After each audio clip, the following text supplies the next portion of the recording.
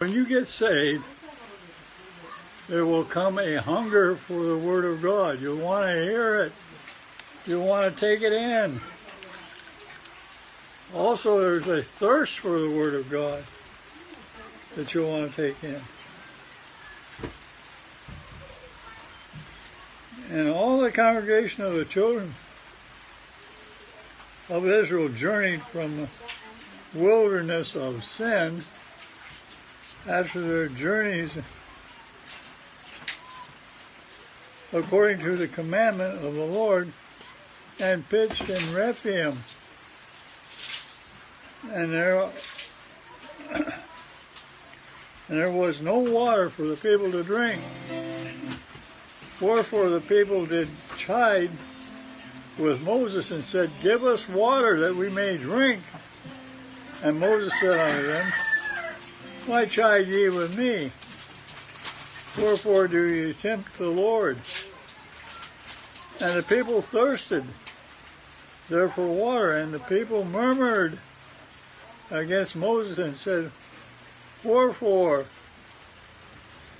is this that thou hast brought us up out of Egypt to kill us and our children and our cattle with thirst? And Moses cried unto the Lord, saying, What shall I do unto this people? They be almost ready to stone me.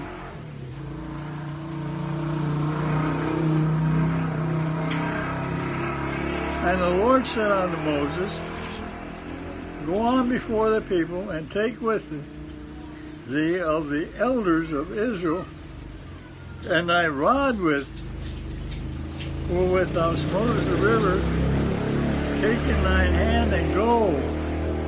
Behold, I will stand before thee there upon the rock in Horeb, and thou shalt smite the rock, and there shall come water out of the rock, that the people may drink.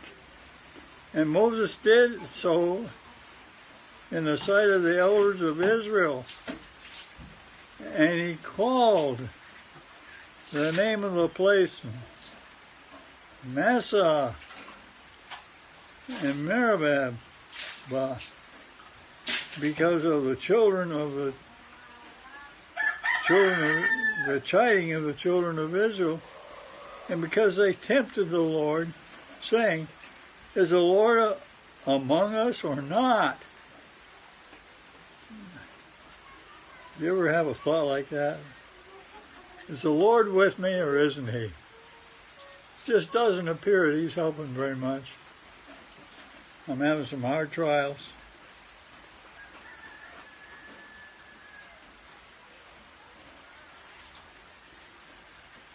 And once you are on this road to living the Christian life, you're going to have some conflict experiences. Here in Exodus, we have the conflict with Amalek.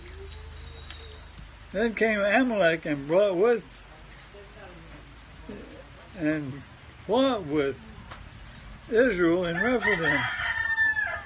And Moses said unto Joshua, Choose us out men, go out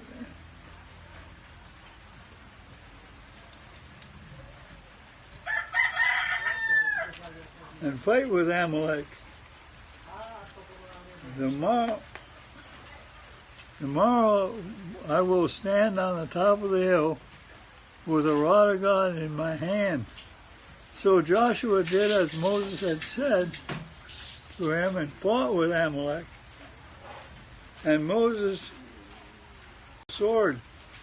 And the Lord said unto Moses, Write this for memorial in a book, and rehearse it in the ears of Joshua, for I will utterly put out remembrance of Amalek from under heaven.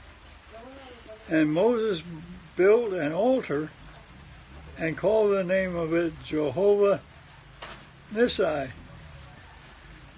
where he said, because the Lord hath sworn that the Lord will have war with Amalek from generation to generation.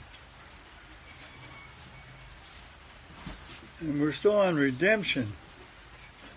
See, Exodus is a book that records redemption. It's a book of redemption and redemption experience. And in any redemption experience, you have a tendency to lean on the arm of flesh or lean on your own strength. You cannot live the Christian life in your own strength. It's not possible. It's not possible. You have to lean on the Lord, depend on the Lord.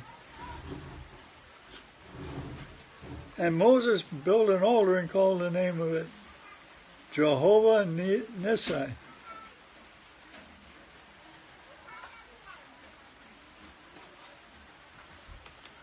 Because the Lord had sworn that the Lord will have war with Amalek from generation to generation.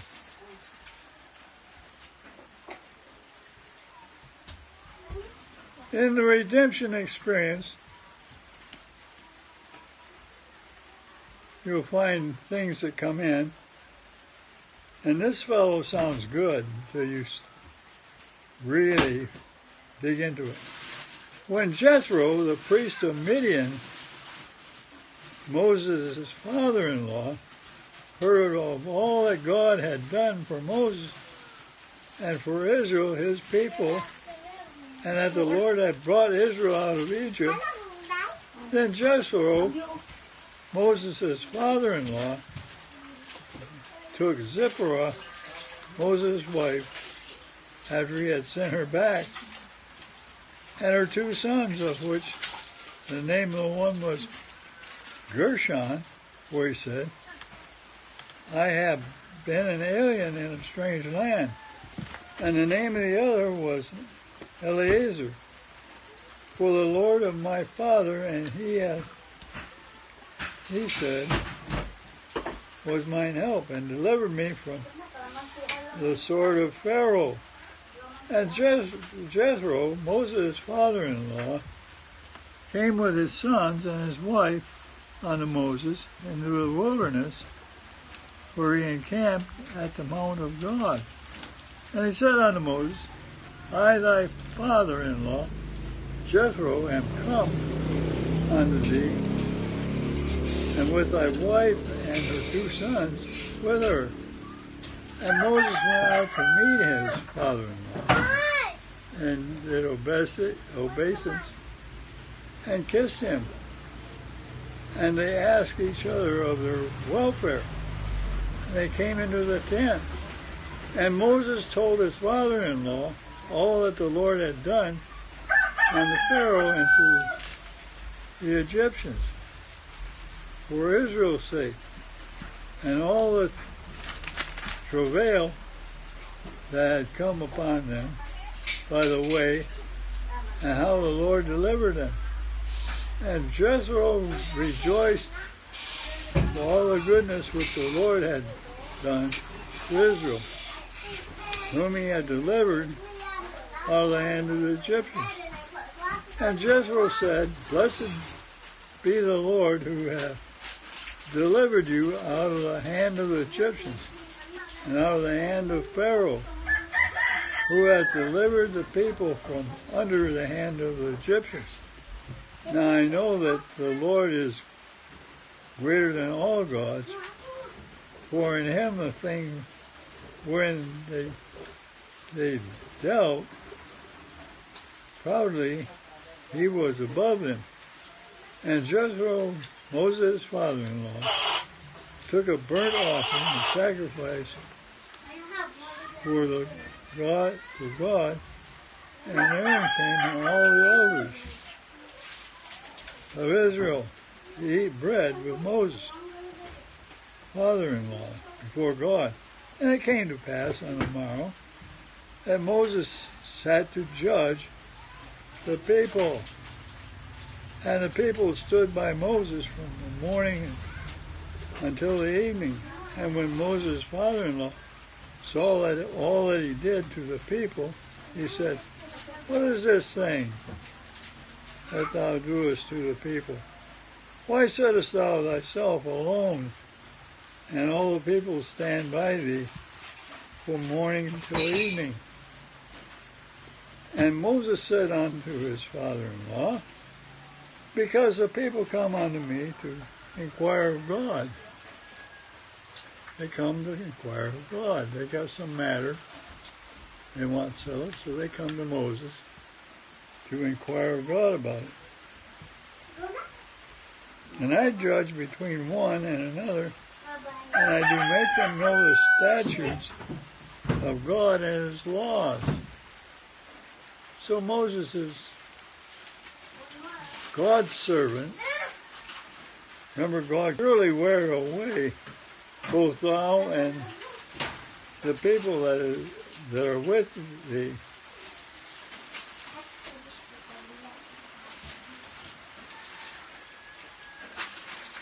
For the thing is too heavy for thee, thou art not able to perform it thyself alone. Hearken now unto my voice.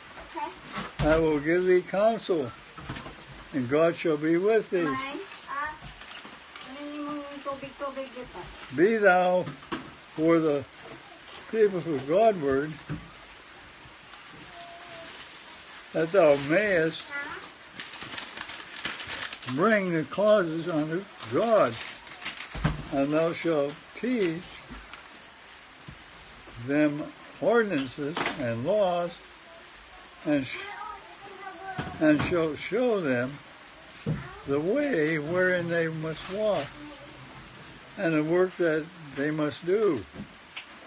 Moreover, thou shalt provide out of all the people able men, such as fear God, men of truth, hating covetousness, and place such over them to be the rulers of thousands, rulers of hundreds, rulers of fifties, and rulers of tens.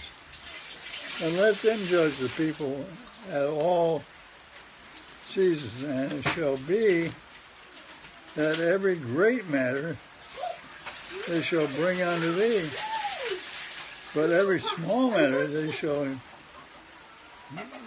judge.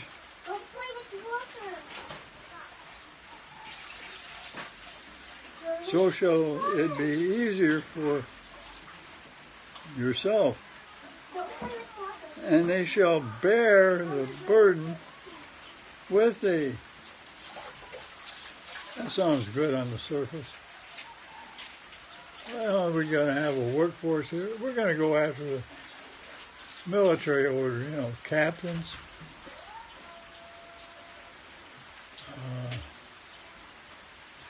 generals, captains,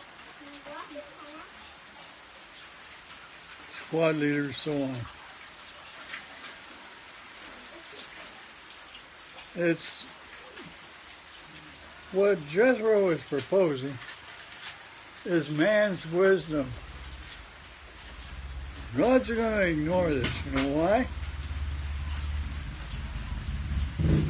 Because it's not God's program.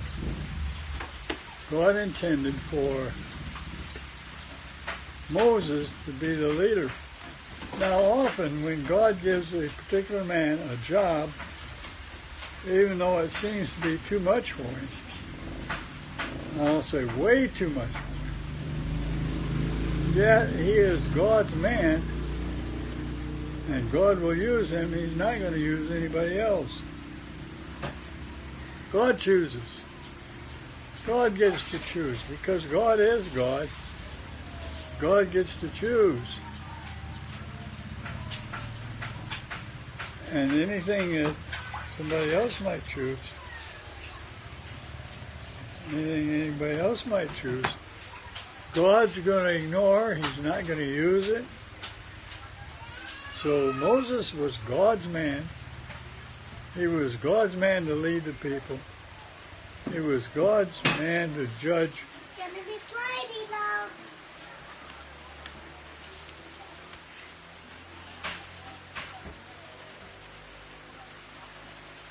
He was God's man to judge even the small matters, the larger matters, and God wasn't planning on using anybody else but Moses. He was just going to use Moses.